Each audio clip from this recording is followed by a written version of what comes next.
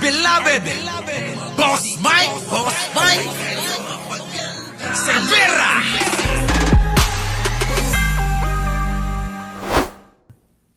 Ngayong araw o bukas ang pre-trial conference. Eto na ho. Mga kababayan, matatapos na ho bukas ang pre-trial, ng Sara Duterte nyo.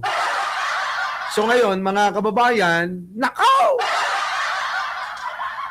Eto na nga mga kababayan, ang masakit. Pakinggan nyo muna. Para sa impeachment trial ni Vice President Sara Duterte, ayon kay Akbayan Party List Representative Shell Jokno na miyembro ng House Prosecution Panel, ngayong araw ay ipagpapatuloy ang pagmarka ng mga dokumentong ilalatag sa paglilitis na nakatakdang simulan sa July 6. Tiniyak naman ni Jokno na hindi ito makaapekto o magdudulot ng pagkaantala sa gagawing impeachment trial.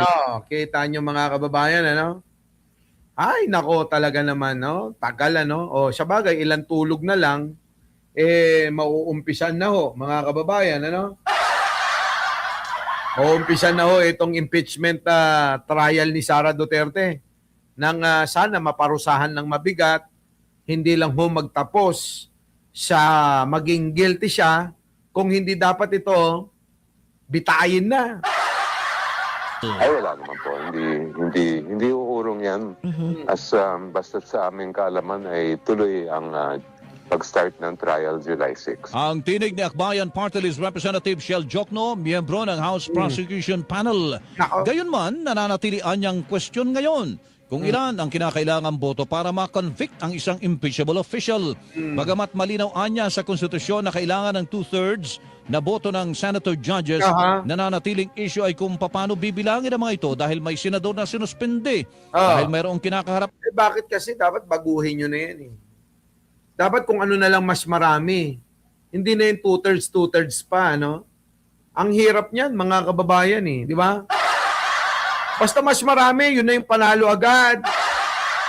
Dami pang alam. Na kaso habang ang isa naman ay nagtatago. Ayan, sabi ni Yamyan, ano sabi mo? Alam mo ba? Kaya nagkakaganyan ang mga bata ngayon kasi dahil sa nakaraang administrasyon. Tapos sa ginawa pa ni 10K sa Senado. Ayan na nga, kita mo, Senado nga di ba? Nagpaputok-putok sila ng baril di ba? Lahat yung kasalanan ng kampo ni Duterte, mga kababayan. So ngayon, mga kababayan, eto na mga kababayan ko. Uunahin, mga kababayan, itong kaso na isinampa labang kay Sara Duterte sa kanyang pagbabanta na nais pagpapapatay ang Pangulong Bongbong at First Lady, mga kababayan. Uunahin nila na litisin. Pakinggan ninyo. Prosecution Panel na unahing isalang Article 4 o yung alegasyong threat, destabilization at inciting to sedition sa presentasyon ng mga ebidensya at testigo sa impeachment trial laban kay Vice President Sara Duterte. Ito ang kinumpirma ni House Child Spokesperson at Lanao del Sur Representative Zia Alonto Adyong. Sa Article 4, nakasaad yung pagbabanta ni Vice President Duterte sa buhanin na Pangulong Ferdinand Marcos Jr. Yan na ngayon mga kababayan. Uunahin na ngayon ito na talakayin, uunahin na litisin itong pagbabanta ni Sara Duterte. Alam nyo mga kababayan, ayan na ho yung isang pruwebe kung bakit nagkakaganyan ang mga estudyante. Dahil mga kababayan, alam nyo na ang Sara Duterte nyo, utang inan to, manang-mana sa ama niya, walang iya. Di ba? Tama lang yan, Boss Mike, na unahin. Ayun na nga. Pabor na rin ako sige, tuloy. First Lady Liza Arneta Marcos at dating House Speaker Martin Romualdez ay kay Adyong kasama sa mga isinumite sa Senate Impeachment Court ay yung sequence o yung pagkakasunod-sunod ng presentasyon ng mga ebidensya at testigo. Pagkatapos naman ng Article 4, susundan ito ng Article 1 o yung maling paggamit ng confidential funds. Yan di ba? Kasi mga kababayan, parang naaayon talaga sa panahon Naunahin yung pamboboli ni Sara Duterte, yung pagbabanta sa buhay ni Pangulong Bongbong at ni First Lady. Dapat talaga yan eh. Malaman natin kung ano ba talaga yan. Para sana makonvict siya dyan ng yung mga kabataan, makita nila na kahit pa sino ka, kung ikaw ay bully, kung ikaw ay mambubuli, kahit sino ka pa, mga kababayan, mapaparusahan ka. Kasi mga kababayan, nakala nung mga bata, okay lang. Hindi naman di ba? Hindi talaga okay yan, mga kababayan. Natatandaan nyo ba mga kababayan ko? Meron isa na post na teacher, mga kababayan. Nag-post na magbabayad, handa daw siyang magbayad ng 50 million sa makakapatay kay Digong. Natandaan niyo yun? Anong ginawa ni Digong? Pinahuli sa NBI. Ipinahiya. Kita niyo yun Nagbantalang din yun, mga kababayan, na sa halagang 50 million magbabayad para mapatay si Digong. Kita niyo yung kaibahan, mga kababayan, Kapag makapangyarihan ka, kaya-kaya mo yung batas, siga-sigaan ka. Pero kapag ikaw mahirap, wala kang kakayanan, api-apihan ka. Dapat yan, mga kababayan, mabago na Anong dapat para mabago? Masampulan itong si Sara Duterte para hindi isipin ng mga kababayan natin yung noon-noon pa rin na kapag mayaman ka, siga ka, kaya mong baluktutin ang tuwid na batas. Kapag ka mahirap ka, kahit tuwid ang batas, babaluktutin nila laban sa'yo. Kita nyo, mga kababayan, di ba? Ibang klase talaga, mga kababayan, itong ginawa ng mga Duterte. Grabe, no? Katulad niyan, example, nung panahon ni Digong, lumabang ka sa gobyerno niya, ano mangyayari? Tataniman ka ng droga kung hindi ka magiging pusher, user.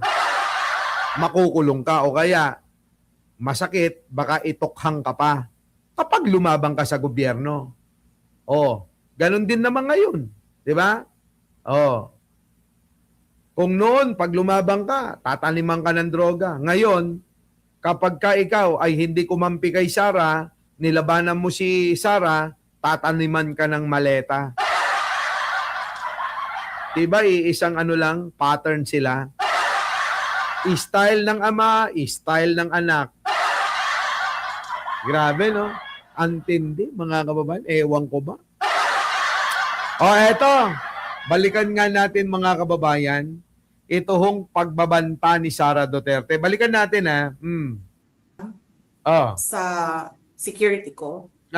Kasi may kinausap na ako na tao. Yan. Sinabi ko sa kanya, kapag pinatay ako, patayin mo si BBM, Gago, no? si Lisa Araneta, at si Martin Romales. No joke. Di ba? No joke. No joke.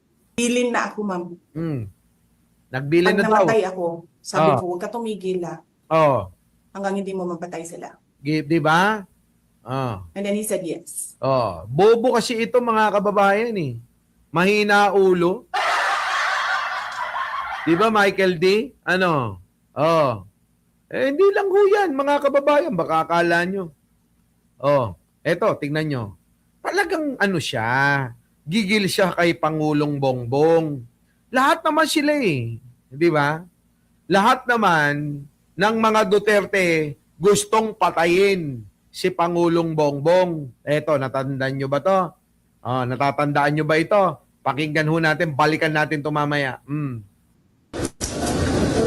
Gusto ko tanggalin yung ulo niya ba? Diba? Diba? Bobo kasi, mga kababayan Tingnan nyo kung gaano ka bobo to. Gusto kong tanggalin ang ulo niya ba? O anong iniisip nyo pag tatanggalin niyang ulo? Pupugutan niya, di ba? Yan po yung sinasabi niya na gusto niyang tanggalin ang ulo ni Manong Bongbong at itatapon daw niya. Kita nyo mga kababayan, ano? Grabe, no? Oh. Ngayon, i-connecta natin sa mga kabataan. Kasi nakikita sa mga putang inan to eh. Kaya nagkakaroon ng ng mindset na okay lang ang pumatay. Yun yung mga nakikita ng mga kabataan, parang ang feeling ng mga kabataan, cool lang pumatay eh. Ano? Parang napaka-cool mo, astig ka pag pumatay ka. Kasi si Buday pwedeng pumatay. Tapos tayo hindi. Parang ganun kasi putang ina eh. O nakita nyo naman sa harapan ng mga kabataan kung paano mambuli si Sara Duterte, di ba? Balikan din natin yan mamaya. Eto mga kababayan ko. Ayan o, tignan nyo. Nga naman, masamang damo, matagal mamatay. BBM. Tingnan nyo mukha niya mga kababayan, tuwan-tuwa siya sa ganung pambubuli, ano? Kasi kakapranggot ang utak niya. Yun lang yung naisip niya ng pantira kay Pangulong Bongbong. Pangbubo na tira, di ba? Ayan. Tingnan nyo yung itsura mga kababayan ko. Ha? Nagpa-voice cut na mga kababayan. Oo. Mukhang pangangatawanan niya na ang maninipsip ng tilapia. Oh, ayan mga kababayan ko. Ha? Kita nyo? Ganyan mambuli ang mga Duterte. Oh, tingnan nyo mga kababayan. Oh, puntahan natin to. Oh. Gusto ko tanggalin yung ulo niya ba? Diba yan lang, ganyan lang yung kaya niyang gawin. Wala na. Oo, mambuli ng ganon. Pangbobo kasi yun. Mangganito, pangbobo ulito. Wala nang pangmatalinong ginawang banat si Sara Duterte nyo.